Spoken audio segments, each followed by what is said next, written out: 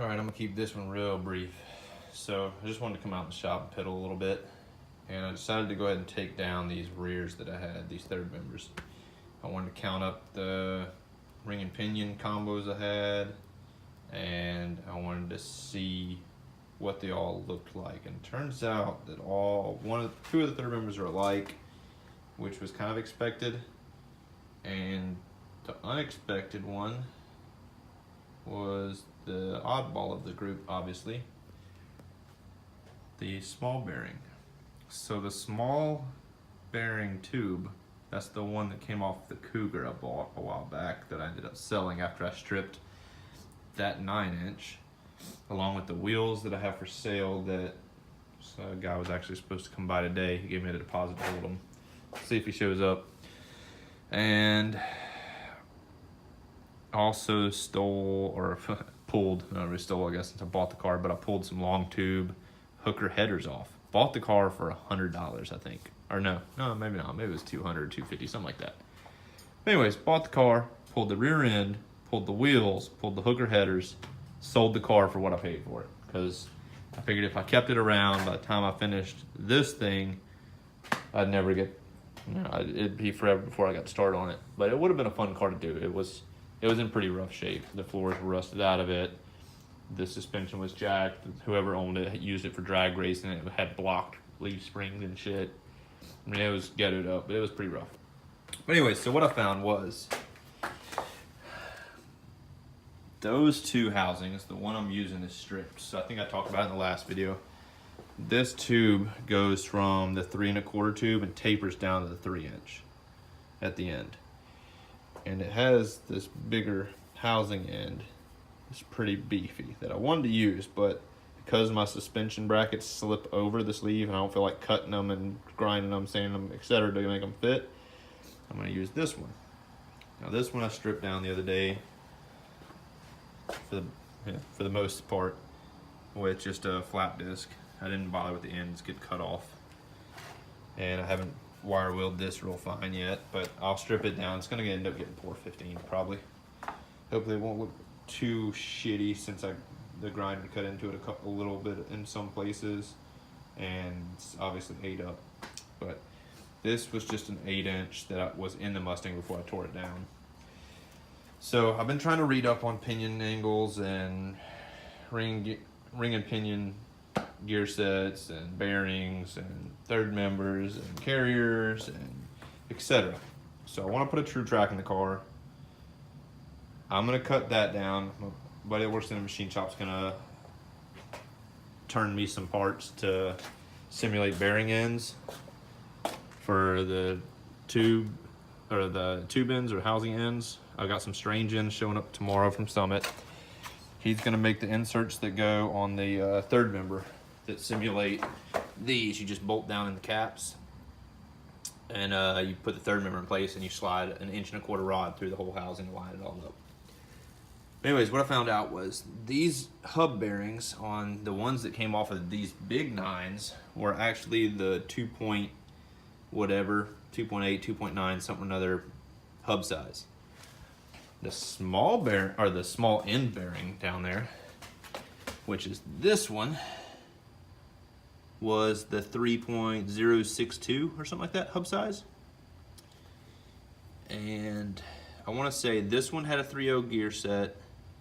One of those big ones had a 3.0 gear set, and another one had like a 2.76 gear set. They were 39, 39, and 44 was the oddball. And then the pinions were 13 and 16, I think. So my one question I have, which I guess I'm probably going to go Google and more than likely figure out my answer, but I want to say I read one of the unique things about Ford 9s is because the ring and pinion design or the way they work, you could actually interchange ring and pinion sets quite a bit. So I'm thinking I can swap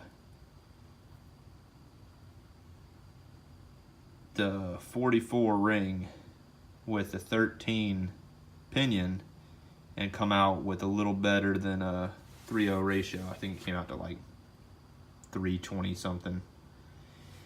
Roommate did the math. I don't remember the numbers, but anyways, so the carrier I'm gonna end up using will be this one since it uses the larger bearing size. And I'm gonna roll it temporary, probably with this setup. I'm gonna put new bearings in it, but this ring, if I can't swap the 44s, because I don't think this is a 44, I think this is a 39. But this ring looked to be the best looking, like it looks almost brand new. Probably use that carrier as well. And actually all the bearings that came out of this looked amazing. Like everything looked new. I mean, it was still tight tolerance wise, and everything turned smooth. You didn't hear any bearing noise, except for the pinion. This is the pinion that came out of it, and the end is gummed up out the ass. The teeth looked good on the pinion, but turning it sounded pretty rough. Well, it's not gonna spin now because it's fairly tight, but when I was spinning it, actually made some sounds, a good bit of noise that I wasn't real comfy with. I don't know if I have the tools to be able to pull these bearings off. I have a press to press new ones on, but I don't know what it takes to get them off. I think you just gotta buy a bearing puller, which is like 2 little C-clips that have like a bevel on one side.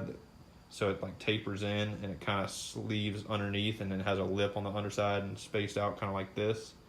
So it slips on from each side, and you just push the press down. That kind of hooks the bearing and lifts the bearing up on each side.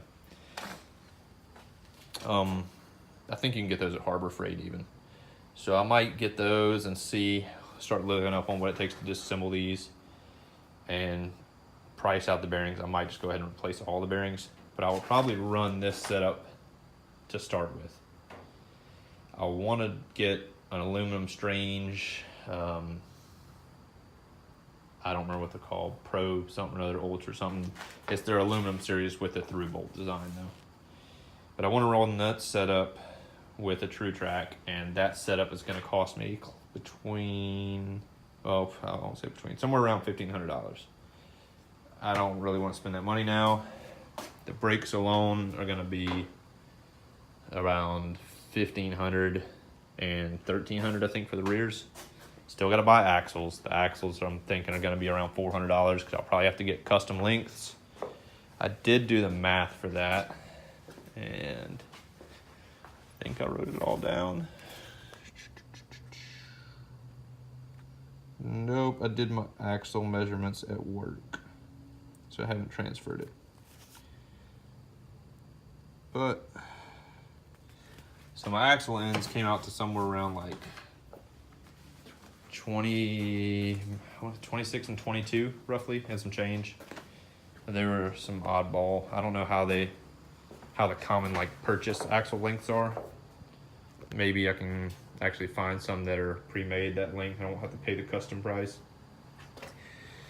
But if anybody lives around Gulf Coast area, Mississippi Gulf Coast to be specific, and needs a Ford 9 or a Ford 8, these will be going away soon.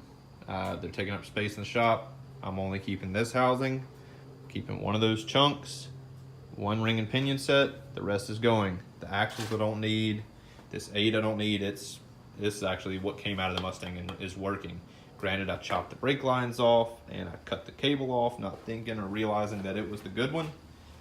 So those will have to be re-ran, but that's a good housing. And it's literally just bolt in after you replace the lines.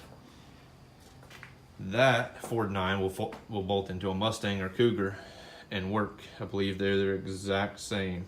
I'm not positive, but I think the leaf spring mounts are identical. But yeah, that's it for now. If anyone has info on the ring and pinion stuff, feel free to educate me. Like I said, I'm going into Google and YouTube stuff to try to learn it. But I'm starting to prep to get the rear end in the works so I can get it built. I did get some masking paper. Dad happened to have that roll over there and hooked me up so I didn't have to order it.